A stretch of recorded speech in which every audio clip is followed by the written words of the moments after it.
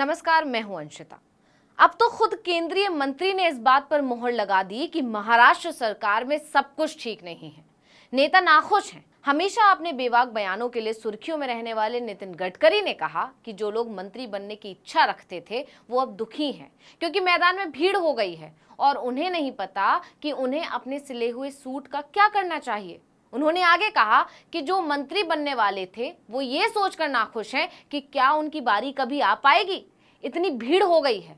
यानी महाराष्ट्र की सियासत में हर दिन एक नया भूचाल आ रहा है, या ये कह सकते हैं कि जिन पार्टियों को तोड़कर बीजेपी खुशियां मना रही है, ये उन दलों की बद्दुआ है कि बीजेपी अब खुद ही परेशान है।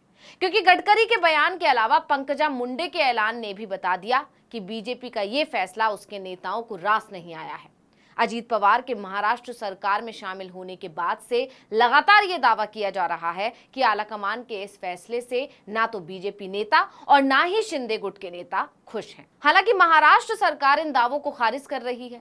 खुद सीएम शिंदे ने कहा था कि अजीत पवार के सरकार में शामिल होने पर उनकी पार्टी के विधायक नाराज नहीं हैं।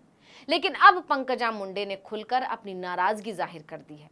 वहीं शिंदे गुट में सब कुछ ठीक नहीं है, इसके संकेत भी मिल गए हैं। इस पर आगे चर्चा करेंगे। पहले बात करते हैं पंकजा मुंडे के बयान की। तो दरअसल जब से अजीत पवार बागी नेताओं के साथ एनडीए में शामिल हुए हैं, तब से अटकलें लग रही हैं कि पंकजा मुंडे बीजेपी छोड़ सकती हैं। हालांकि 7 जुलाई को उन्होंने इन सभी अटकलों को खारिज कर दिया, लेकिन साथ ही राजनीति से ब्रेक लेने की घोषणा कर दी। उन्होंने कहा कि 2019 से जो हमारे संबंध में चर्चा चल रही है उससे मैं थक गई हूँ। मैं आज थोड़ा ब्रेक ले रही हूँ, 1-2 महीने ब्रेक लेना चाहती हूँ। मैं सोचना चाहती हूँ कि राजनीति कहाँ जा रही है, देश को क्या मिल रहा है। लोग यही देख रहे हैं कौन किस पार्टी में जा रहा है, कौन मंत्री बन रहा है, जनता को क्या मिल रहा है। इसके बारे में मैं चिंतन करना चाहती हूँ। मुझे जो करना है मैं विचारधारा के आधार पर करूंगी। मैं ब्रेक ले रही हूँ। खैर, पंकजा मुंडे की बीजेपी से नाराजगी किसी से छिपी तो नहीं है।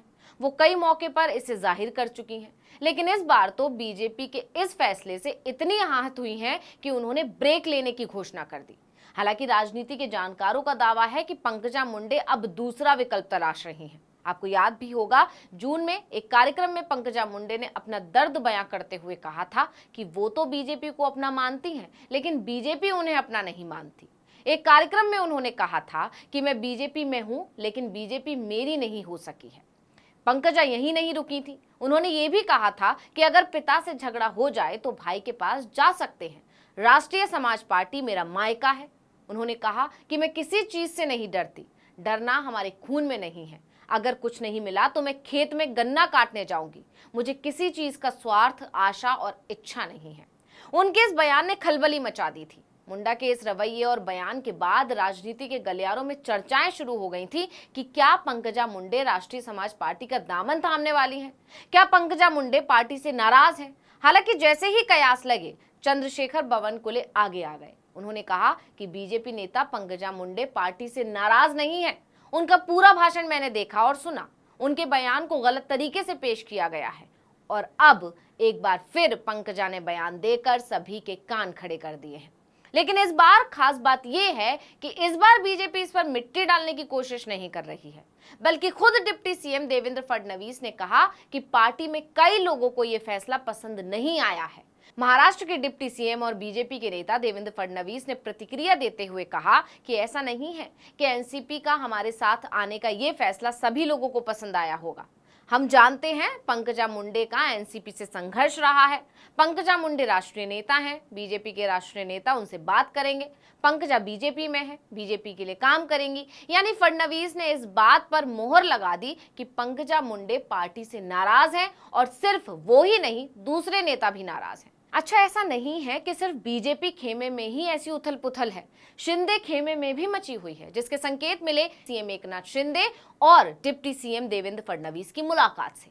दावा किया जा रहा है कि शिंदे को यह मुलाकात अपनी पार्टी के विधायकों के बीच फैले असंतोष को देखते हुए करनी पड़ी।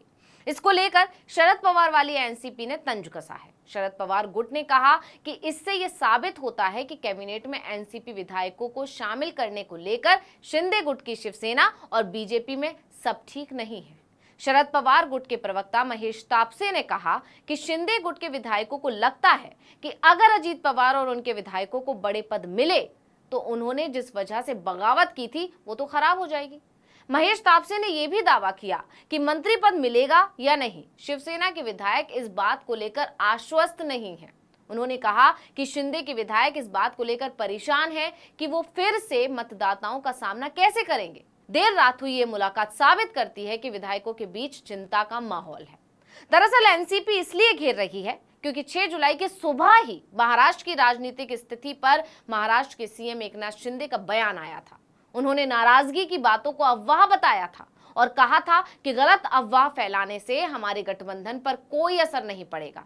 लेकिन उसी रात उन्होंने मुलाकात की, इसलिए राजनीति गर्मा गई। आपको बता दें कि महाराष्ट्र कैबिनेट में अब 29 मंत्री हो गए हैं और इसमें 14 नए मंत्री और जुड़ सकते हैं। लेकिन मुद्दा तो यही है कि मंत्रालय को लेकर लड़ाई हो रही है। अंदर खाने भूचाल आ चुका है। दावा किया जा रहा है कि अजीत पवार ने सीएम शिंदे से अपनी पार्टी के कोटे से वित्त, सिंचाई और ऊर्जा जैसे मंत्रालयों की मांग की है। ये तीनों ही महकमे बहुत मलाईदार माने जाते हैं। अब शिंदे गुट और बीजेपी को अजीत पवार गुट की ये मांग दादागिरी लग रही है। उन्हें लग रहा है कि इन्होंने तो आते ही कब्जा जमा लिया और हम 1 साल से अपनी स्थिति के लिए ही लड़ रहे हैं। अब हालत ये है कि ये मंत्रालय के बंटवारों को लेकर एनडीए के अंदर जंग छिड़ गई है। शिंदे गुट वित्त मंत्रालय अपने पास रखना चाहता है, जबकि अजीत अपनी पावर दिखाने की कोशिश कर रहे हैं। इसने खींचतान की स्थिति पैदा कर दी है। यानी महाराष्ट्र सरकार में सब कुछ ठीक नहीं है। दूसरे दलों में फूट डालने में माहिर बीजेपी के अंदर ही फूट पड़ गई है। आपको याद भी होगा, शिवसेना नेता संजय शिरसाट ने कहा था कि अजीत पवार के साथ आने से शिवसेना और बीजेपी दोनों के विधायकों में नाराजगी है। हमने सीएम को इस बारे में बता दिया है और वो इस पर फैसला करेंगे। संजय शिरसाट ने यह भी कहा था कि अजीत पवार समूह के सरकार में शामिल होने के बाद उनके गुट के कुछ लोग नाराज थे, क्योंकि हमारे कुछ नेताओं को आशंका थी कि उन्हें उनकी मनचाही स्थिति नहीं मिलेगी। उन्होंने कहा था कि राजनीति में जब हमारा प्रतिद्वंदी गिरोह हमारे साथ आना चाहता है तो हमें उन्हें शामिल करना ही पड़ता है, और भाजपा ने यही किया। राकंपा के हमारे साथ आने के बाद हमारे गुट के लोग परेशान थे। उन्होंने ये भी दावा किया था कि हमसे ज्यादा नाराजगी बीजेपी के विधायकों में है। शिरसाट ने आगे कहा था कि एनसीपी से कुछ लोग टूटकर हमारे साथ आएंगे, ये मुझे पहले से ही पता था, लेकिन इतनी जल्दी बगावत होगी ये नहीं सोचा था।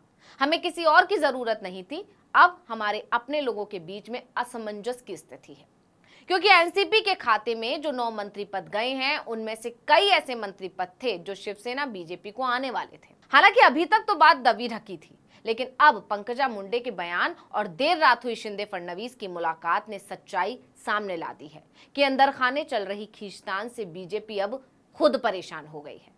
इस वीडियो में इतना ही। आपसे अनुरोध है कि YouTube पर हमारे चैनल आर्टिकल 19 इंडिया को सब्सक्राइब कीजिए, Facebook पर लाइक कीजिए और कमेंट करके बताइए आपको हमारा ये वीडियो कैसा लगा। आने वाले दिनों में हम और किन मुद्दों पर वीडियो बनाएं ये भी जरूर बताइएगा। ट्विटर हैंडल है article19_India, इसको भी फॉलो कर लीजिए। नमस्कार।